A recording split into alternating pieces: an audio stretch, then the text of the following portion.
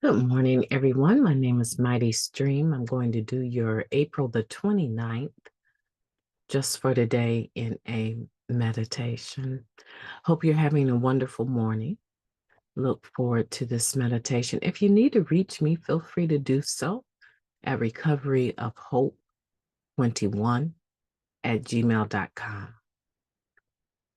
Okay, the title of the meditation for today: What If?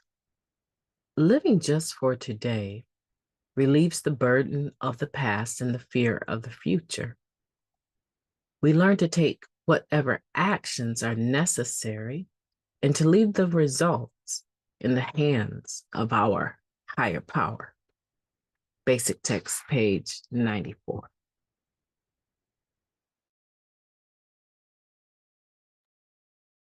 In our active addiction, fear of the future and what might happen was a reality for many of us.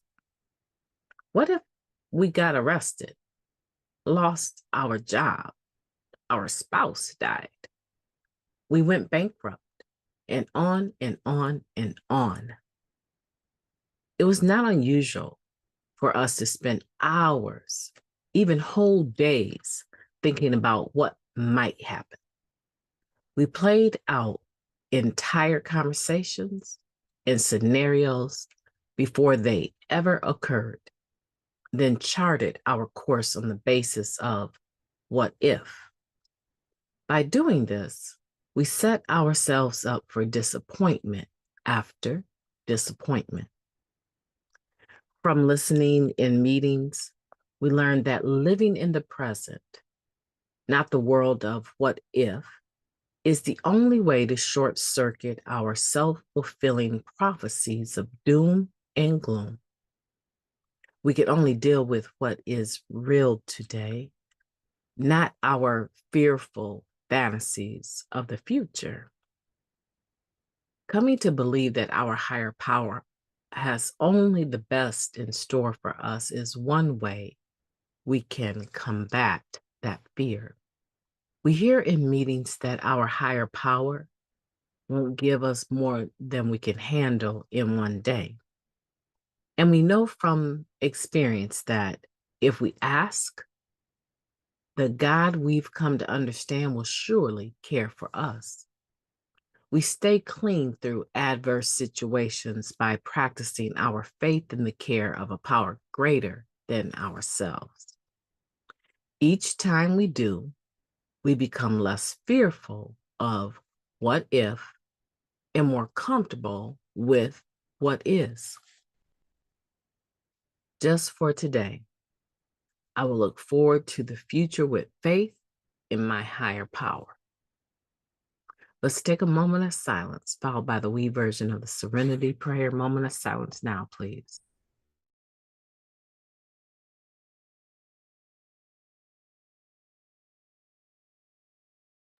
God, grant us the serenity to accept the things that we cannot change, the courage to change the things that we can, and the wisdom to know the difference. Just for today, please and thank you. What if? For me, I personally lived in this self-fulfilling prophecy of doom and gloom. And in part, now to be fair, in part because the religion that I was raised around presented that the end of the world was always right there. And you needed to live your life in such a righteous manner so that whenever that day came, that you would be saved. And so my mindset from a very early age was that do no wrong, do no harm, and live another day. Live forever if possible. So I got it fair. But as I began to develop and as I began to get involved with other people and learn how they lived their lives and what their home life was like, and going to school and dealing with individuals that maybe had different higher powers than I had at that time or were being raised secularly compared to how I was being raised, I began to see that my way of thinking was going to be something that I needed to part ways with because what it created in me. Now, let's talk about that. What it created in me, this constant worry and analytical type mindset where you overanalyze everything. And on day one, a situation possibly could happen. And before I know it, I've analyzed all the way into 3 or 4 years past that. And I know exactly what I need to do, when I need to do it, how I need to do it. And I'm suffering from the spirit of fixed managing and controlling so that I can remain safe, so that I can control my environment, my circumstances. So I know me, I know how I'm going to respond, and I don't have to be dependent on anyone else's failures or successes. All I need to do is show up for my own life, right? Projecting the future and rarely showing up for it. Why would I rarely show up for something that I've spent so much time analyzing and predicting and planning for? Because by the time I get done with all of that, I'm so exhausted. I'm so full of fear. I'm consumed with this paralyzing fear. If I do this, this happens. If I don't do this, this happens. If they do that, then I need to do this. And then that's going to force this to happen. And it never stops. It goes on and on and on. Fear absolutely has no end because a person that is fearful will always create the need for them to know what to do and how to do in every situation because they're looking at all circumstances. But the problem with that fearful individual, being myself, is that by the time you get done with that, you're so tired. You worried yourself into the wee hours of the morning and you need to get up in 1 or 2 hours. Um, you've dropped the ball on things that were really present, right? Here and now, because you sat hours contemplating and worrying about how something was going to play out and projecting how you needed to be, how you needed to show up, how you needed to look. And before you know it, the time has gone. You can't even show up for what was important to you because you spent so much time over analyzing or trying to project your presentation in the situation. And now you can't, you can't, there's no participation, right? You can't participate because it's too late. You can't do it because it's gone. The opportunity is no longer there. And the problem is that I won't just stop with that one. I'll continue to do it with the next situation and the next situation. And there's this preoccupation with the future and fear controls it. Or I can have faith in a higher power. It sounds a lot easier to me. I know there's some people that faith in a higher power automatically correlates to God, and God automatically correlates to religion, and religion automatically correlates to something that you swore you would never be involved with. Maybe you have a beautiful life without a higher power. Maybe it's great.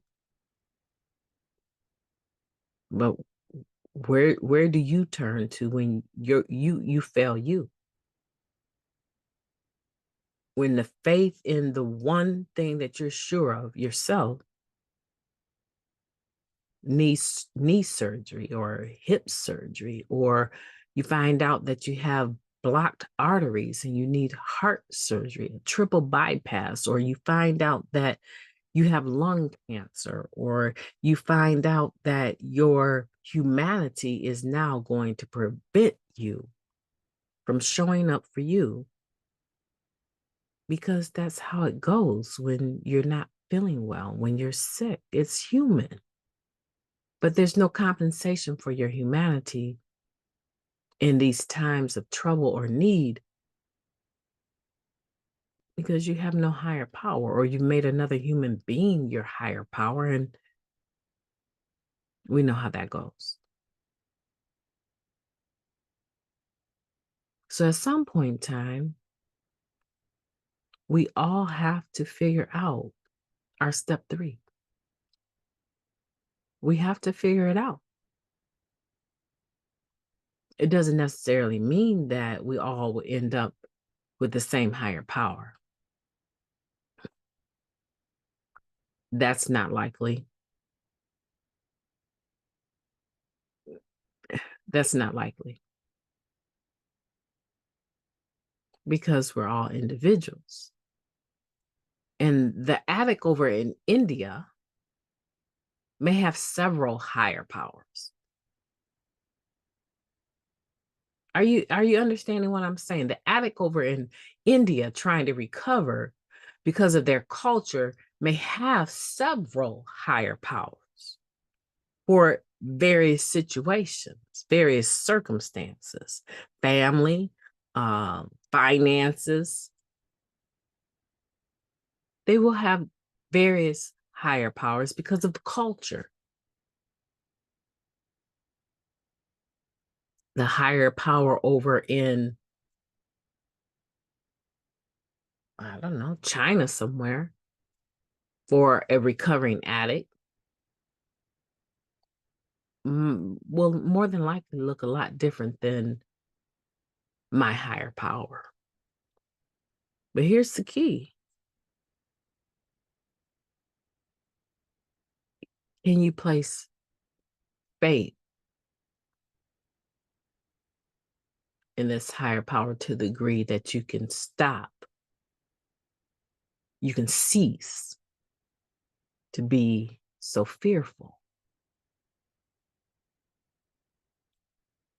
It's human. I'm not denying that. I'm just saying living a life full of fear every day. I'm not going to say it's no life at all because I've lived it and I survived it. And I just absolutely refuse to go back to it. It's very difficult for me to be in the presence. Like, I can't even describe how difficult it is for me to be in the presence of fear-mongering individuals. Like, it quakes it's like a post-traumatic stress disorder or something. It makes my insides shake being in the presence of doom and gloom individuals. And it's deeply rooted in my childhood. And I know that. And so I make sure today that I'm always faith. You know how they say fact checking? I'm always faith checking. Like, are my actions right now the actions of an individual that has a faith in a higher power that they personally chose is the best and absolutely cannot be outdone by any other higher power that they could have chosen? I'm always checking my faith because I just can't go back to the fear, because the fear represents a lower destructive power that the basic text talks about being our disease of addiction, the drug. And I can't get high off of fear today. I refuse to get high off of fear today because fear today is the same as me taking that next one. One is too many and 1,000 is never enough. If you've seen in this meditation that these scenarios we come up with go on and on and on and on and on. Like I said, fear has no end. It just looks for the next situation for you to give breath to, right? It looks for the next situation that I can say, oh, let me worry about this. Let me be fearful about this now. It's not for me. I get as far away from fear as possible. And sometimes the faith that I bring to conquer it is seems minute. It seems like for me, it seems like I barely have enough faith, right? Like going through health situations, like I barely have enough faith to be able to continue to push through day after day and do the things that I've agreed to do, that I've said is important to me. These children I'm raising, my husband, my home, providing for them and making sure that we have what we need in this house to exist. Say, for instance, if we were to lose power again, would I be in at least the situation I was in before, where I was able to store food and make sure that we were clean and that we were fed and that we had light when we needed it? The basics. I'm not talking about a whole lot, right? A lot of the material stuff I don't worry about, but the point is that there's times when my health is like so questionable that I can immediately default to fear about the future. And I just can't do it. I do what I can in the here and now, in today, in my reality. And a lot of the choices I make today, I end up relying on the fruit of those choices tomorrow, or maybe a month or a year from now, not even thinking about it, not even thinking about the fact that I still have tomatoes in my freezer that were planted last summer. And instead of being lazy, I went out there in the backyard and helped pick them, bring them in, clean them, and slice them and bag them and dated them. I still have fruit from last year's harvest. So sometimes what I'm trying to say here, and I know it's going on a bit longer than I would like because I've only had 2 sips of coffee, right? Which might be an indication I need sips of dandelion tea instead. But the point is that when I say that living in faith causes me to live in the here and now and to make choices that may benefit me, more than likely they will tomorrow or in the future. That's just a small example of going to buy some packets of seeds that cost maybe $2 at the most, depending on where you get them, and clearing some land in your backyard. And if you don't have land, getting a 5-gallon bucket of dirt or even just a small, clear, tub, right? Those things that we store clothes in, pots, and planting them and lighting them in your own home, in your own apartment, and growing some things in faith, growing some things that you can benefit and store and use in the future. That's what all this spiritual principles and building them as a result of Narcotics Anonymous is even about. Is making sure that your best self shows up for life without any mind or mood altering substance in your system. Every day in faith, developing your spirituality. Let's keep it simple. So that when something comes up, instead of having to worry about it, you have already planted the seed of love, the seed of faith, the seed of hope, the seed of consistency, the seed of integrity, the seed of faithfulness, the seed of community, the seed of fellowship. You've already planted it. And you've already nurtured it. You've already watered it. You've already lopped off the growth on it that is dead and not useful anymore. those dried leaves. You've already tended to it through your fourth, fifth, sixth, seventh, eighth, and ninth step. You've already done it. So that when the situation comes up, because life is going to happen, you're able to live it on its own terms without having to put one more inside of you because you already have the tools, the spiritual principles that you need. What if it's no longer an issue anymore because we've already done the work? My name is Mighty Stream. I've enjoyed talking to you, and I know that you are going to have a beautiful day and do it on purpose. I intend to talk to you soon.